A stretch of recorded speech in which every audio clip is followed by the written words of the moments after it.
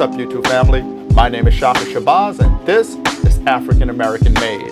Today I'm soaking up the wisdom of Mr. Emory Davis Jr., the founder and marriage coach of No Backdoors Marriage Culture. And the perceptive Mr. Davis has invited me out to talk about his methods for a successful marriage, how he helps couples learn themselves and each other, and the secrets of cultivating a beautiful marriage of 44 years. Mr. Emory's lessons can teach us all how to have a healthy relationship with no back doors. How you doing today? I'm doing great. It's great to be here with you, Shaka, and be able to share a little bit of my story. And I'm eager to hear it, and I'm glad you had an opportunity to let me interview you today.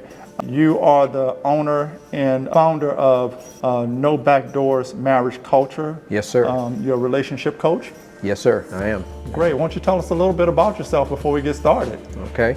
Well, I'm a Kentucky born, went to school at Arizona State University, and that's where I met my beautiful wife, who I've been married to for 44 years. And I fancy myself a little country boy that God has blessed and allowed to accomplish some things. I've been in ministry for over 40 years as well, and right now serving on a pastoral team at a church here in Phoenix. Oh, that's wonderful. So you probably one of the best people out there in the relationship coaching business to do this. I mean, you have a successful marriage of 44 years.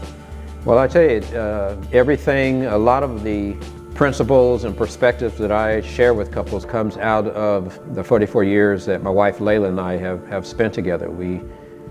I met here at Arizona State, and a little starry-eyed couple and big old afro and the whole works, and we were just out going to conquer the world and live happily ever after, and had no idea what laid ahead.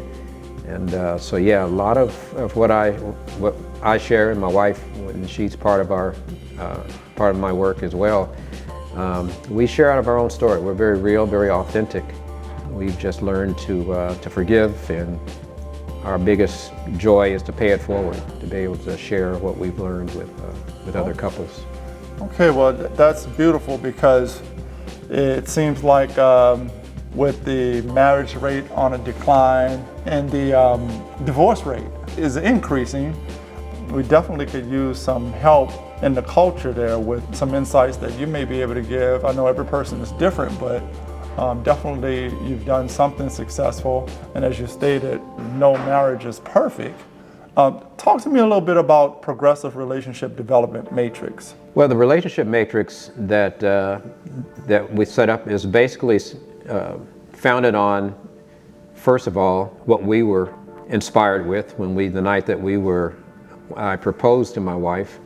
We left the hotel, but I proposed to her in downtown Phoenix at the Hyatt Regency. And we left from there and went and spent some time with an older couple who have now been our mentors for over 40 years, Ray and Terry Roberson. And so we met at their house for cake and ice cream. But before we had that cake and ice cream, Ray said to us, "I'm going to share with you what our mentors shared with us 18 years ago." And Ray's from LA, old school, and he said, "We were told there may be some killing, but there won't be no quitting." And then he kind of softened it and said, in other words, no back doors. And that comment by Ray at that point, no back doors, stuck with us. And it was seeded in us. And we just took that to mean, you better figure something out, because you're going to be in this for a lifetime. And there are no back doors. And so out of that, as a result of that, we integrated that into our own life story. But ever since then, from the beginning, with the couples that I have worked with over the past 25 to 30 years, I've now turned around and seeded that same thing into those couples. Some of them have it engraved in their wedding band, but the concept of no back doors, in other words, divorce is off the table. Do what you need to do to make it work. So the matrix, that's the foundation for it. And so the relationship matrix that structures and gives framing to the work that I do is based on 4 sets of questions. The first one is assuming that a successful or healthy marriage comes out of a healthy couple. And a healthy couple is an outgrowth of two healthy individuals. So it's first making sure that the individual is healthy and growing and knows themselves. The first question we have there is, well, who am I? Where am I going? What's my story? Because if you don't know yourself, you don't understand your origin story and how it's impacted you, your life experiences. If you haven't done some kind of investigation and understanding that, then you're not truly rooted. And then I'd say we're all strangers to ourselves. And then the second thing is we go into a relationship with people who are strangers to themselves because they've never done that either. So the first thing in that matrix is get to know yourself, the two individuals. And then the second thing is, who are you? So now I'm asking of my wife at that time, well, who are you? Where are you going? What's your story? And oftentimes we don't ask that question. And the other person may be going in a totally different direction from where we're going. And so, who am I? Where am I going? Who are you? Where are you going? And then if you stay in the relationship, the next thing is, who are we? Where are we going? And so now it's this whole concept, the Bible calls it the two becoming one. So how do you take these two individuals with these who have been shaped by nature and by nurture with different stories? How do you now bring these two lives together? And so I help couples think through, what's your vision for your relationship? Where do you want to see your marriage or your relationship 10 years, 20 years, 30 years down the road?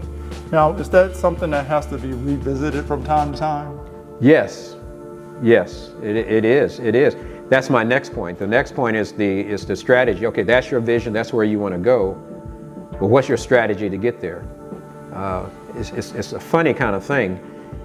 In education, in jobs, we get training, we set goals. We don't do that for marriage. We just think somehow or another, whatever we envision living happily ever after looking like, that somehow that's just going to happen. And so I talk to them, well, what's your strategy to make sure that you get to your vision? And then, are you checking your strategy? Are you pulling over? How are we doing? Are we on track? Do we need to recalibrate? Do we need to do things like that? So yeah, there is that need to constantly revisit how are we doing toward our goal? Do we need to drop some stuff? Do we need to pick up some stuff? That type of thing. Okay, so going back to what you said about knowing yourself and knowing the other person and vice versa, right? How do you determine if someone is marriage-minded or not? And what I mean by that is, I want to marry you, I'm in love with you, I want to have a life with you, and I'm not really marriage material. Meaning that I might still have one foot in the street, I might still have some behaviors that are not in line with a marriage man or woman, should be aligned with. But I want to be married. How do you assess that when you're going through that process? Very, very great question, because that's exactly what we do. One of the things that helps in the process is having an objective, what I call an OTP, an objective third party. And so that's the role that I see myself serving in. And so one of the things that we do is we do assessments. I get each of them to tell their stories, their family of origin story, their life experiences. I have a multi-question assessment that I have each one of them that they both take, that does a deep dive and really exposes who they are as individuals in all different segments of their life, their family of origin, their temperament, their likes and dislikes, what are the stressors in their life. So we get all this objective information, and then I kind of serve as a coach. I see myself more as a coach. And so we began to talk through that. And so there are things that I see that come out of that assessment. I happen to have swivel chairs in my office that I use, and so I can watch body language. And so a lot of what I do is I listen and I watch, and they do these assessments, and then I'm able to say to them, I'm noticing this about you. You seem to enjoy doing this, you have a sense of this is what you want to do with life. Your significant other, their mindset is here, and they want to kind of go in this direction. So I don't tell them you shouldn't get married or whatever, but I try to present enough objective data from the assessments so that they can make sound decisions about how they move forward in their relationship. What they end up doing is totally up to them. How receptive are the individuals to that information? But you're asking good questions. So one of the things I do when they come in, I ask them, why are you here? Whether it's a premarital situation or whether it's a couple in crisis. Why have you come to see me? You didn't have to. And so when they say to me, well, we came because if it's premarital, we want to make sure, we want to understand whether we are compatible, whether we ought to go forward, or do we need to work on some things. And so I understand their why. So after we've done all the assessments, I can simply say, now you came to me because you wanted me to give you input as to whether this is something, this relationship ought to be something you pursue. And I will say to them, based on what I'm listening to and what I'm hearing from you, I would encourage you to put things on pause, to slow down, work on these things a bit. Be honest in your assessment. A lot of times in relationships, we kind of wear these masks and we cover up, and there's a little pings, there's a little warning signs going off inside, but because we're invested in the relationship, whether physically, financially, some folks have bought homes together. When the little warning signs go off, couples will justify why they ought to, continue. So what I do is like, here it is, Susie, this is what I see coming out of you. Robert, this is what's coming out of you. This is, your temperaments or your career pursuits, you all are going to different. If it's religion or spiritual matters, you're really strong here. This person over here, your significant others, spirituality is not a really important thing in their life. That's going to be an issue. So we have those kind of discussions. But it's established when I ask them, why are you here? And the only reason they're here is you've asked me to help give you input about what this looks like from an objective point of view. So do you think they recognize something, or that's just, for some, it's just a part of the process? No, most of them, to be honest, most of them who come in, they're very serious about the why, once we get to the why part. So when I share it with them, this is what I'm seeing. This is what your multi-question assessment showed, and this is what I'm sharing with you that you ought to be careful with. Or I say, hey, this is good. You got some little things here you need to tweak, but you guys are on the right path. And so most of them, when they leave my office, whether they stick by it or not, but most of them appreciate, that kind of bond. And I'm very blunt. I tell them when they come in, particularly pre-marriage who are really looking forward to get married, I said, I'm like at the carnival. They have those little ducks that go across and you shoot them to get in. I said, I'm here to be real. And because, again, I've seen what in our own journey, my own marriage. Well, that's what they come there for. They come there for honest assessment. I hope so, because they'll get it. Talk to me about what I see here as a little trinity: attractional love, knowledgeable love, and sacrificial love. So attractional love is that look across the room, across the gym, person up in the choir, at a bar, whatever, that physicality, like the way they look or like the way they talk. Or nowadays everybody's doing it online, so you go to these online places and you tick off those things that are compatible. So that's the attractional thing. I like this about that person: the way they look, the way they smell, the way they walk, whatever it is, their faith. So that's attractional. And oftentimes that attraction is surface. It goes so deep. Some of the online stuff do a little bit of, we all like to go hiking and so forth. But one of the things I've learned is the depth of knowledge about oneself and about the other person. It's not that deep. And so part of the work that I do is, okay, that's attractional. Now let's get down so you get to know who you are, you get to know who this other person is. That's knowledgeable love. So I'm understanding, now that I know some more of this stuff about you, I'm a little bit deeper, I still want to be in relationship with you. I still love you. I still have these strong emotions. Let's move forward. And I say, great. And so then comes the wedding day, and they get married, say their vows, I love you as long as we both shall live. And now the sacrifice. What do I mean by that? You're marrying somebody who's not you. I have a mirror in my office, and I, after finish our sessions, at the end, I put a mirror in front of each person, and I said, I just want you to know that either when you stand at the altar or when you stood at the altar, you did not marry this person who's looking back at you. You married him or her. And then I put it in front of the other. You didn't marry this person. You didn't say your vows to this person. You said it to this one. Well, if, let's say, for example, their love language is different. One needs words of affirmation. I just need to be affirmed. And the other one is gift giving. Well, in your journey up to the altar, you never was a gift giver. You know, so that's just not you. And the other person is not good at affirming. Her family didn't affirm, they didn't.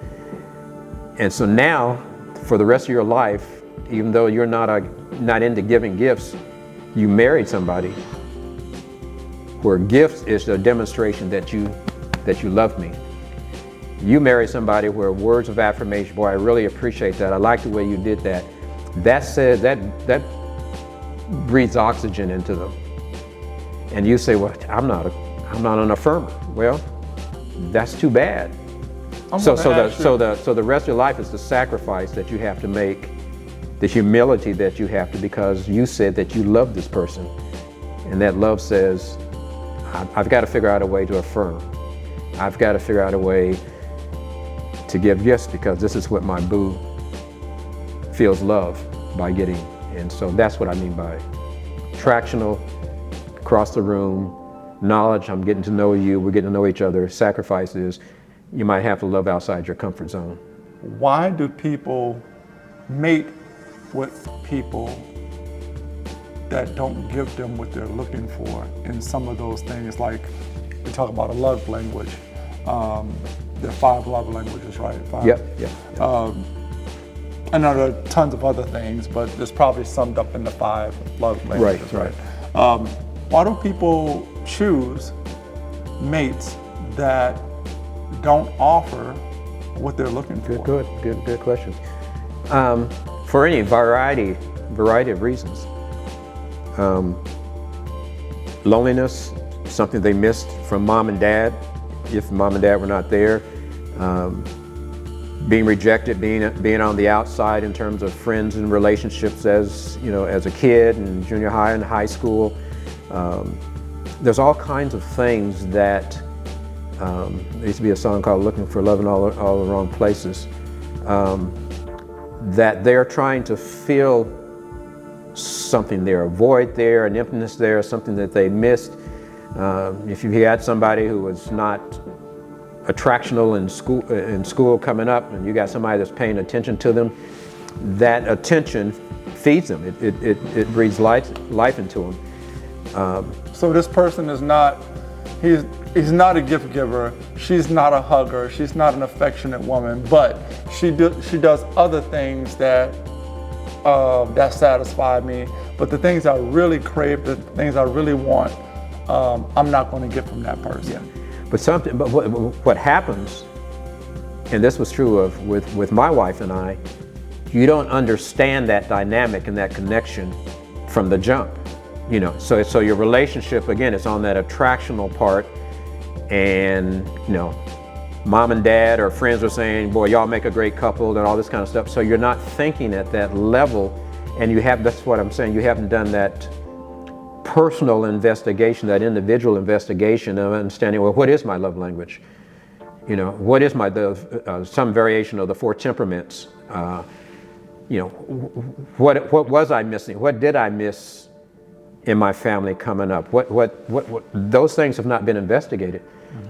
And so you don't really know until you get into the relationship and the surface stuff begins to peel off, if you will. And now you begin to realize, no, this is, you know, he never affirms me. He never says thank you. You never realize how much, because when you were a kid, birthday parties and all that stuff, there was gift giving and you couldn't wait for Christmas and all those kinds of things. So it really meant something when mom and dad showed up with a surprise gift. You've never really processed that. But as you get into the relationship and that top layer of attractional stuff begins to steam off, you begin to realize, you know, boy, I'm not getting, you know, mom and dad or whoever used to give me gifts all the time. And I'm not getting that, you know, or, you know, we always know that before you get married, you know, everybody's got their rap, everybody's got their little line that they're going to give. So everybody's positive because they're trying to win the other person. But after you get married, you know, won your prize. So you're not into thank you and, boy, I really appreciate how you did that and all this kind of stuff. So all that stuff, again, I keep using the word, begins to fizzle off. And then you realize, what the heck have I gotten myself into? And so now you're yearning it, and that and you find out, well, gift giving is when they do the love language assessment, and they rate it. Giving gifts is down here number 5 on your partner's list, and it's number 1 on yours. And so now where you're in it, you're married, and it's like you've got the mental model now to begin to change and make, you know, come around to humility, swallowing your pride, overcoming, you know, oftentimes before they come in and see me, they've been battling on this. That's what I was going to ask you. They've been going at it. So now they come in, they built not only a mental model from their family of origin, however long now they've been married, and they've been going at it. The work is in front of them to, you know, to begin to turn that around and say, you know what, this is who you married, Tommy, and this person needs gifts. I don't do gifts. Well, I'm sorry, you have to figure it out. You got to figure it out. So we talked about the who am I, who are you, and who are we? And that was actually one of my questions, but you laid that out pretty in-depthly, very thoroughly, and I appreciate that. What makes a good wife? Probably the same thing that makes a good husband. That was my second question. Yeah, I figured, yeah. No, what makes, you know, again, we're back to the individuals. You know, it starts with, you know, the wife and husband. That's you know, that's sort of a role. That's a designation in a marriage, which has, you know, from a biblical, and I work from a biblical perspective, the role, the responsibility of the husband and wife in that relationship. But really, it's about these two. What makes a good wife or a good husband is a good person, a humble person, a faithful person. It still comes down to the individual. It still comes down to what's in their heart, and the other parts in terms of, you know, who does what around the house and that type of thing. That's another thing. But am I humble? Am I a compassionate person? Am I an empathetic person? Do I have the ability to come out of myself in order to encourage somebody else and to be there for them? So it depends on how secure I am in myself. And so a good wife is one who loves and sacrifices and comes alongside to serve. But if I read scripture right, the husband's in that same position. It seems like the biggest conflict between relationships are the roles that we play, be it traditional or contemporary roles, and there's even a bunch of contention about that. What that even look like in the 21st century? Do you encounter those kind of conversations when you're counseling people? Yeah, it's. I know that was a long question. But No. I was waiting on it. You notice I lean in as you're talking about, because I think it's a great question. The reason I encounter it in my coaching, because it's part of my curriculum and it's part of my discussions that I have with them.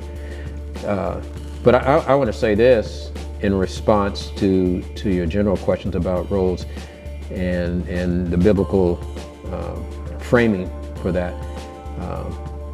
And this is my personal shot on that. I think a lot of that is misconstrued. I think it's totally been culturalized in such a way that it's demeaning, and it totally misses the biblical perspective and teaching. And in Genesis, there's God says, "Let us make man in our image," and male and female, He created them. Okay, so right from the jump, the man and the woman were created in the image of God.